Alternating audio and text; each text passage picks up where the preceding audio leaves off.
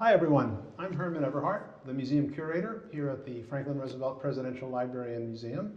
And today I'm going to be giving you a brief tour, a little introduction to a brand new special exhibit that we have here at the library called FDR's Final Campaign.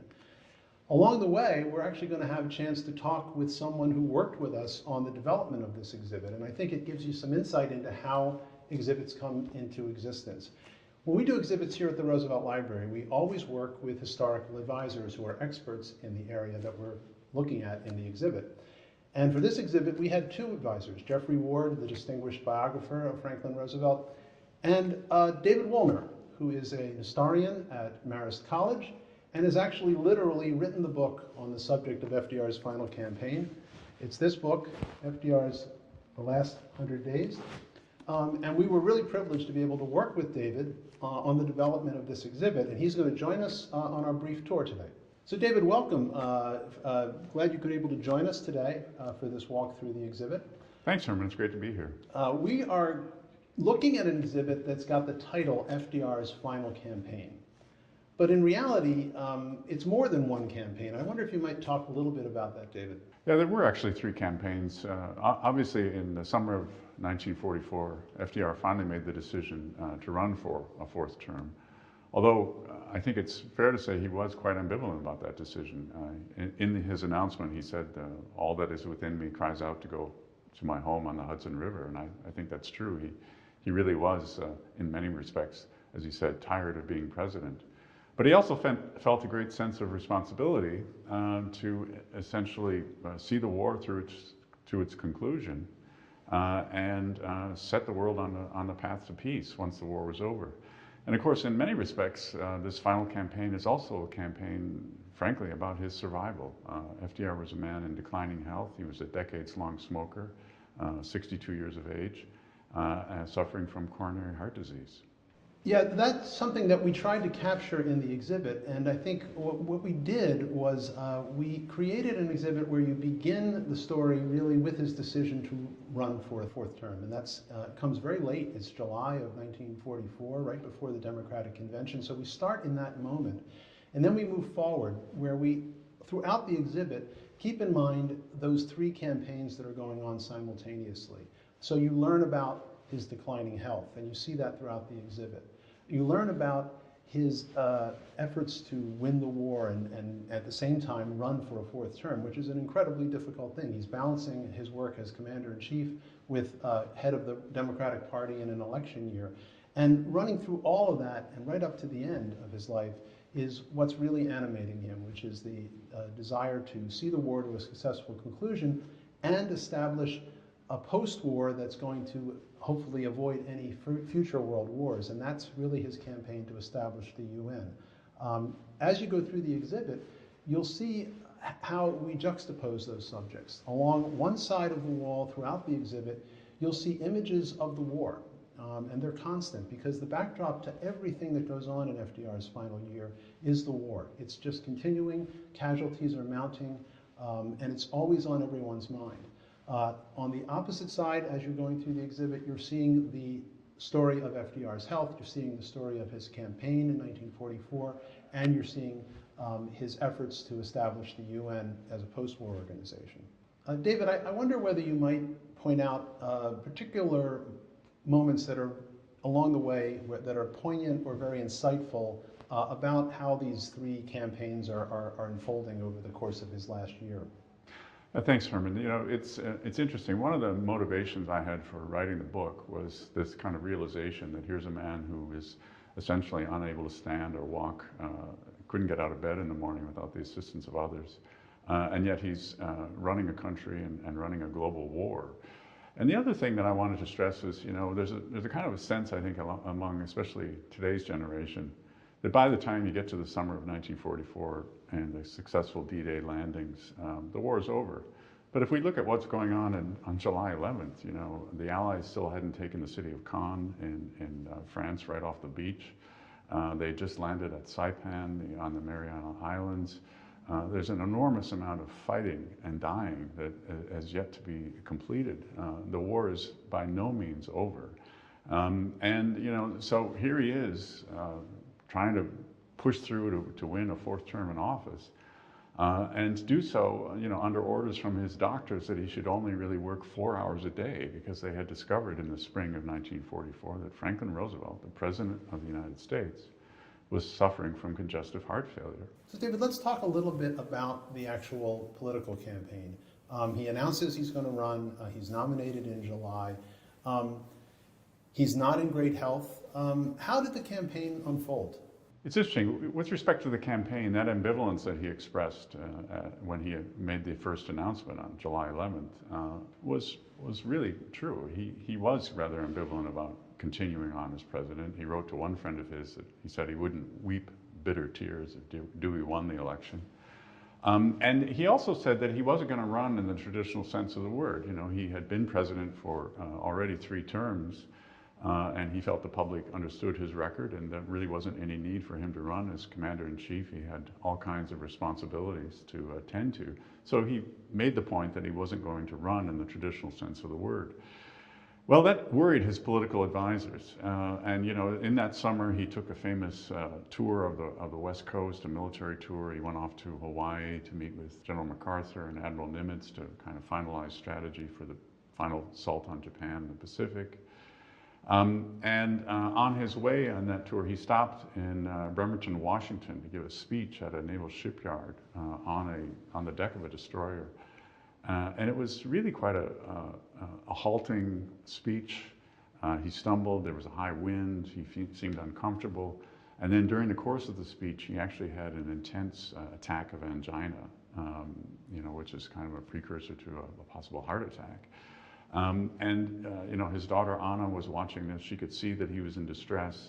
Even advisors on the radio realized that this was not the same FDR that they had been used to. And so there was a great deal of concern among his close circle that he really wasn't up for this final campaign, this final election. So, David, I know there were rumors that the Republicans spread about his health, and as you say, he starts off the campaign, and he's not impressing people in terms of the way he appears. How does he turn it around? That's a wonderful story, actually, and one of the more poignant of this final campaign of his life and career. His aides were really concerned. He just didn't seem interested in running and so forth. And Dewey's attack, and FDR himself called Governor Dewey's running for the president the meanest campaign that he'd ever been in his entire political career. And Dewey kept calling, said the administration was full of tired old men. He didn't actually specifically mention FDR's health, but there were lots of whispers in the press and elsewhere that were spread around by his opponents, questioning whether or not his administration and the president himself was up for the task.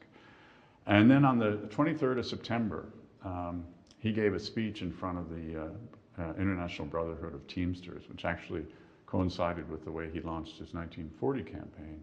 And that's the famous speech where he talks about his dog, Fala. There had been this unsubstantiated rumor that was reported in the press that Roosevelt had left little Fala, his Scottish Terrier, behind on an Aleutian island, and he'd sent a destroyer back, to pick up Fala at the cost, as he said, of, $2 or $3 or $20 million. And he said, famously, I don't resent attacks, and my wife doesn't resent attacks, but Fala is a Scottie. And when he heard this Republican fiction writers say I'd spent all this money to pick him up, his Scots soul was furious. And of course, the audience, it's a wonderful film clip you can see of this, it's just in stitches. And just almost like an electrical shock through the White House, through all of his aides. Everybody said, oh my God, he's back. This is the Franklin Roosevelt that we're used to. So he manages to rebound, and he wins an unprecedented fourth term as president in November. So one of the campaigns that we've talked about is over. He's been reelected. But in the wake of that election, he begins to focus on something else. Could you talk a bit about that, David? The thing to keep in mind, as we get to the point where he's been reelected in 1944, there was a great deal of uncertainty. Again, this is one of the things that's so interesting about the final months of his life.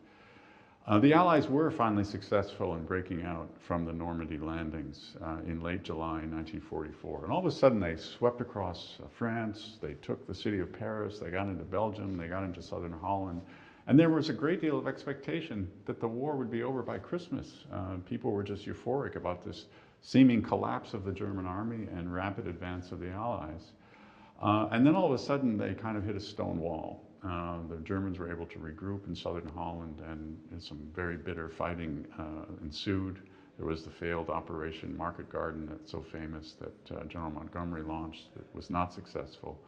So there was a lot of concern among the American public in the fall of 1944, and particularly after the election, about the Soviet desire to establish a sphere of influence in Poland and Eastern Europe.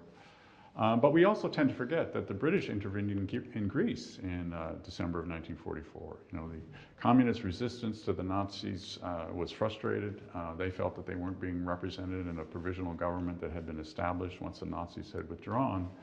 And they launched this widespread demonstration on the 3rd of December 1944. 200,000 people showed up in Athens. Greek police opened fire, British troops opened fire, 48 people were killed. And all of a sudden you had a kind of almost like an insurgency in Greece. Communists were furious at this. And Britain sent in troops. And so you had actual fighting going on in Greece between British soldiers and the former allies, the communist resistance fighters in Greece. And, again, this is before the Cold War. As far as the American press was concerned, they didn't see a lot of difference between the Soviet desire to establish a friendly regime, for example, in Poland, and the Greece and the British desire to establish a pro-British conservative regime in Greece. And you can read the newspaper articles and editorials in December of '44. And basically, Greece and Poland, or Britain and the Soviet Union, are talked about in the same way. So this is a problem, obviously, that's brewing among the Allies, especially among the so-called big three, FDR, Stalin, and Churchill. Roosevelt gives his inaugural address, his fourth inaugural, in January of 1945, the shortest inaugural speech of his presidency. Again, he's in really declining health at this point, but he makes a fateful decision to attend a conference of the big three, despite, again, his poor health, because of his concerns about keeping the alliance together. And we're going to go to a portion of the exhibit where we focus very closely on what happens next. So we've moved to a different part of the exhibition to pick up the story where we left off. We were talking about FDR's election and then his inaugural in January of 1945. And then he makes a decision to take a very long journey and this all relates to his desires and hopes for the post-war. Maybe we could pick that up, David, and talk a little about that? It's interesting, when we think about the 1944 election and where things stood at the end of that year, we tend to forget, the war was by no means over in Europe or in Asia. More Americans died, for example, in the Battle of the Bulge in January 1944 than any other battle of the Second World War. 19,000 Americans were killed in that battle. We also have these tremendous differences that are emerging among the Allied powers. Roosevelt said in his January 6th State of the Union address, almost kind of warning the American public about this problem. He said, the nearer we come to vanquishing our enemies, the more we inevitably become conscious of the differences among the victors. So there was this sense that, there was a great deal of fighting yet to be done, and there were these differences among the great powers that had to be overcome if he was going to be able to set the world on the path towards peace. And it's for that reason, of course, that he made this incredible, arduous 14,000-mile trip to Yalta on the Crimean Peninsula. A journey that saw him travel across the Atlantic on a cruiser, on a battle cruiser, and fly from the island of Malta to Saki in the Crimean Peninsula, and then take this road trip across the mountains to this isolated resort on the Black Sea. And he's doing that, again, we can't lose sight of the fact that he's in poor health, really seriously declining health by this point. But he arrives at the site where he's going to be meeting with Winston Churchill and with Joseph Stalin at Yalta. And we're standing in front of one of the most iconic photographs, not just of World War II, but arguably for all of 20th century history. The big three get together at Yalta, and what are the issues, David, that the big issues that dominate this conference, and maybe even talk a bit about how Roosevelt wanted those issues to be resolved? Well, I love this part of the exhibit, of course, because you know, we've all seen these photographs in books and so forth, but when you see them blown up life-size like this, it really helps bring the story to life, and these are very powerful images throughout the exhibit. And for me, walking through and knowing the details, it's really quite exciting. For the Americans, there were three essential goals at the Yalta Conference. The first was orchestrating the final defeat of Germany.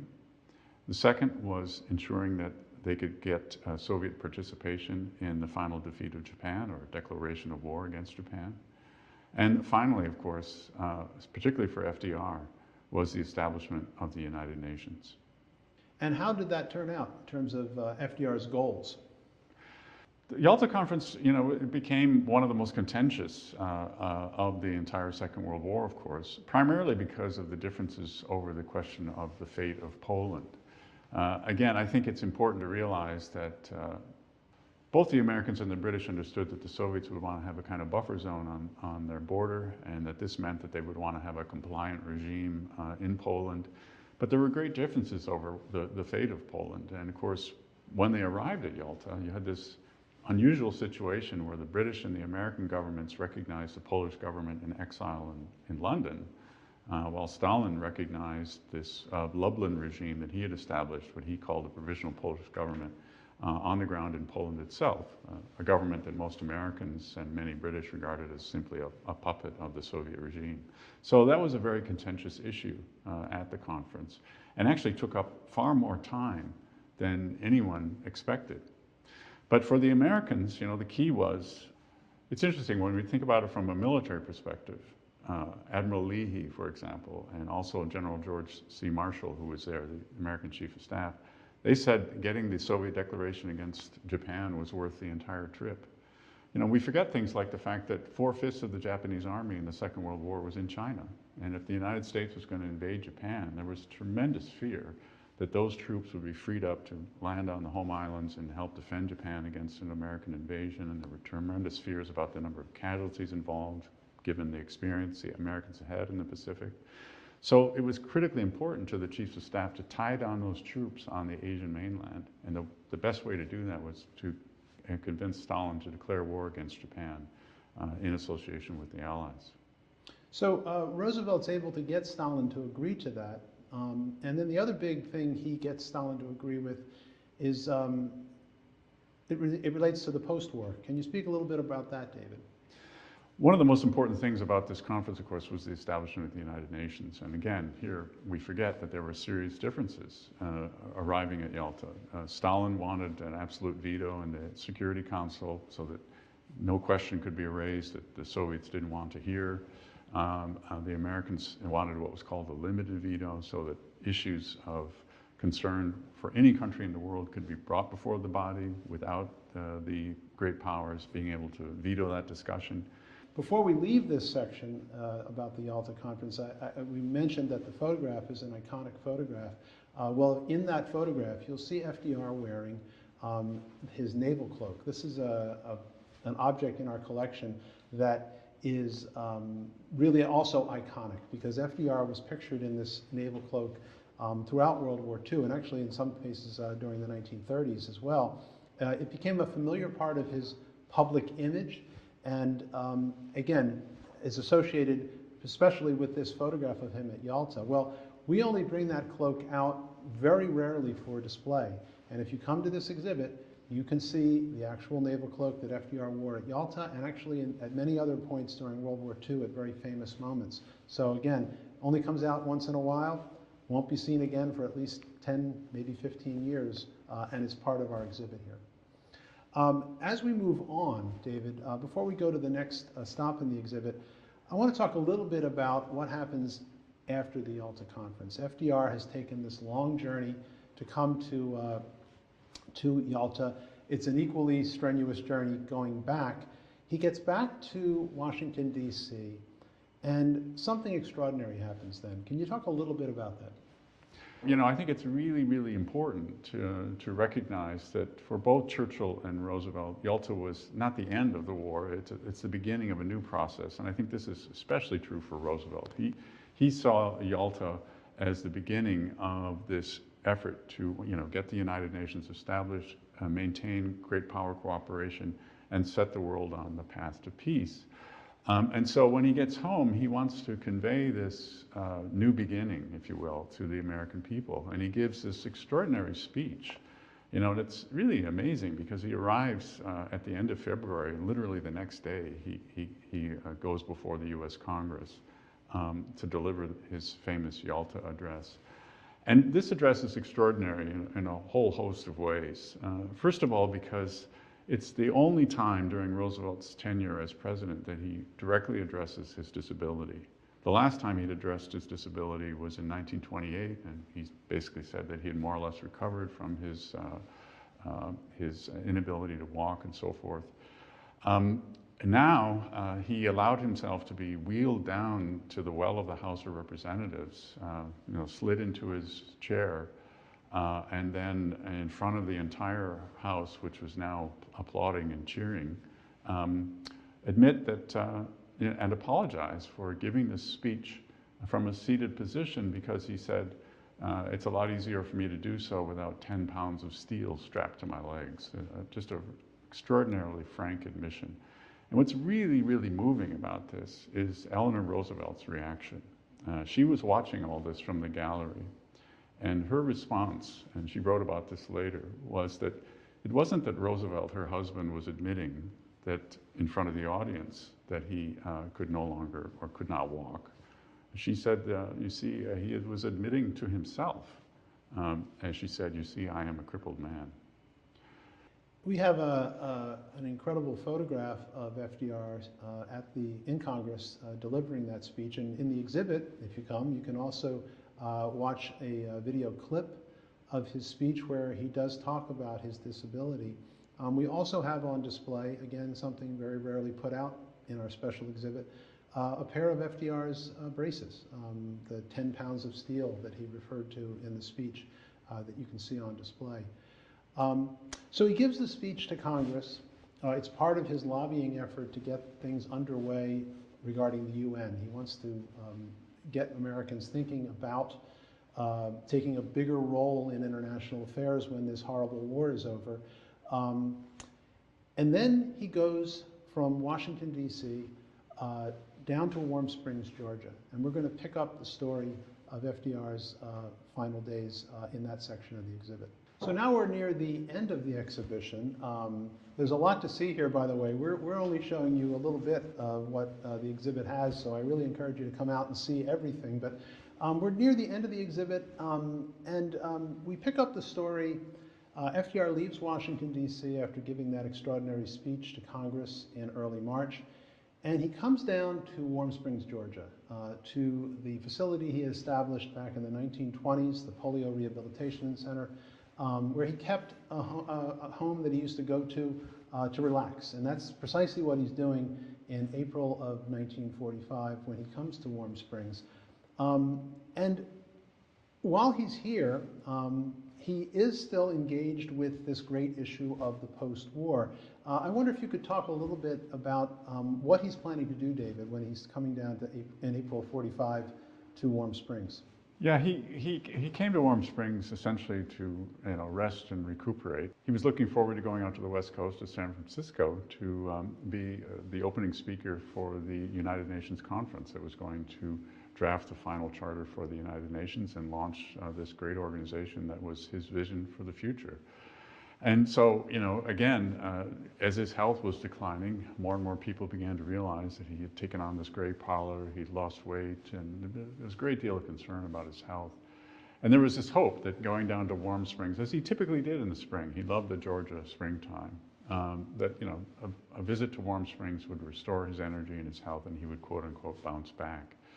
Some of his close aides, though, and particularly a man named William Hassett, was very skeptical that this was going to work. And there are these chilling accounts that you can read in Preeble's private diaries about not thinking he was going to be able to survive much longer.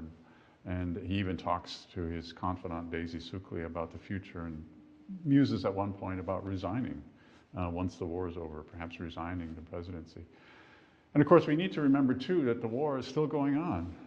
There's a moment at which Roosevelt decides to attend Easter service at a chapel that he had built at the Warm Spring facility on April 1st, 1945. This is the day that the battle for Okinawa is unleashed. Over 500,000 Marines and American soldiers would ultimately land on Okinawa. Many months of hard fighting lay ahead. There were thousands of kamikaze attacks on U.S. warships. Over 36 of those ships were sunk. And by the time that battle was over 12,000 Americans lay dead. So it's this, again, one of these moments where he's resting and enjoying this retreat in the warm Georgia spring sunshine, but the world is still very much in a deep-seated war at the same time. You mentioned, David, some of the personal accounts of people who were with FDR at Warm Springs in those last weeks of his life. We have on display in the exhibit a number of original documents, diaries and letters that people who were there were writing, where they're referencing his declining health. William Hassett, you mentioned, one of his aides. We have his diary account where he's talking about just how physically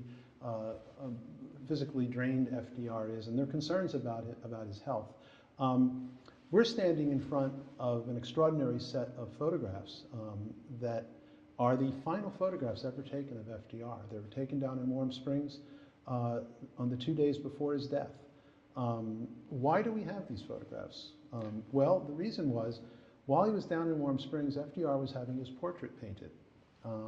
And actually the painting was never completed because of his death, and it's known as the unfinished portrait. But the artist who was painting the portrait knew that she was going to have to leave relatively soon, and so she asked a photographer, one of her assistants, to take several record photographs of FDR so that she could complete the portrait of the president later in her studio. Well, what they didn't realize was that the photographs, again, they're on display here, enlarged really at a very large scale for you to see. What they didn't realize was that, in fact, they were taking the last photographs that were ever taken of Franklin Roosevelt. What you can see in these photos, and David mentioned earlier what you see when you blow up photos to this scale, it really impresses upon you his declining health, how gaunt he was, how drained his face looks. And it really, again, just days after these photographs were taken, he passes away. Which brings us to April 12th, 1945. FDR dies of a massive cerebral hemorrhage early in the afternoon of April 12th, 1945. David, you've mentioned that he was planning to go to the UN conference. He obviously, that trip was never made. There's tremendous public mourning that erupts in the country. Can you talk a little bit about the public's reaction to his death, which came as a real shock to people?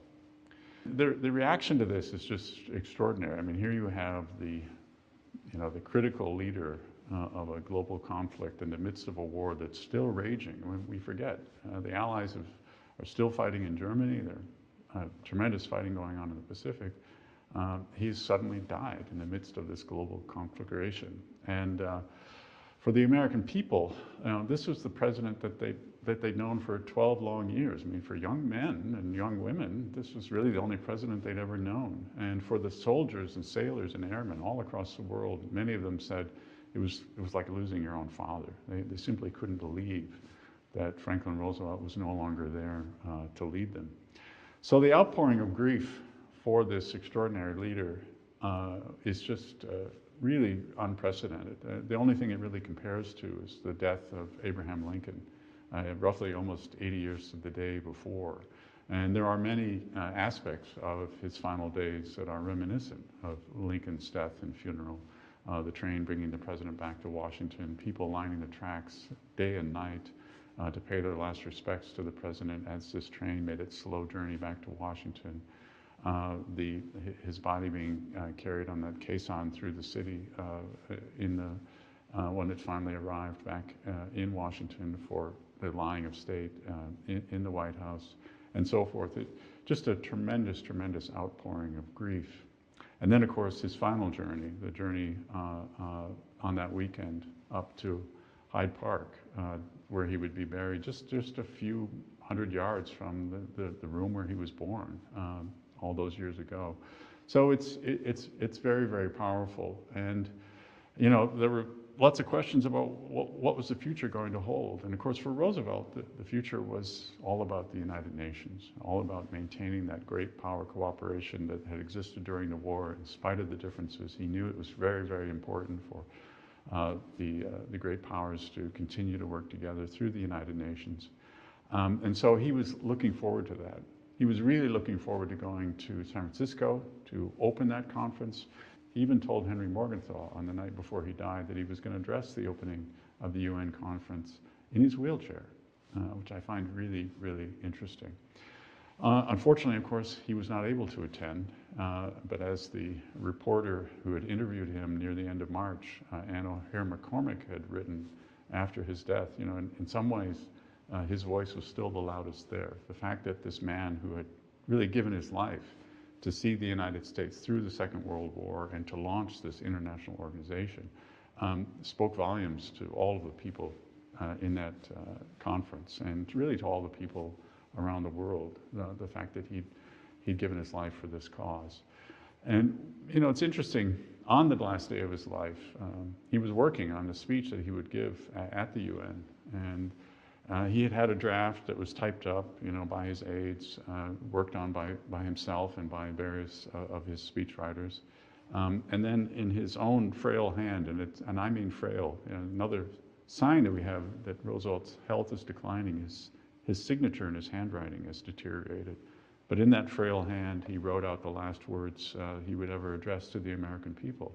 The only limit of our realization of tomorrow will be our doubts of today. Let us move forward with a strong and active faith. And I think more than anything else, that really encapsulates the vision and the optimism of Franklin Roosevelt. Well, we definitely agree with you, David. And in fact, the very last thing that people will see in this exhibit is that page from the speech FDR was working on right before his death, where you can actually see where he's written that line in at the end of the speech. And it is an extremely poignant note on which to end this exhibition. I want to thank you, David, for taking us on this abbreviated tour of this exhibit.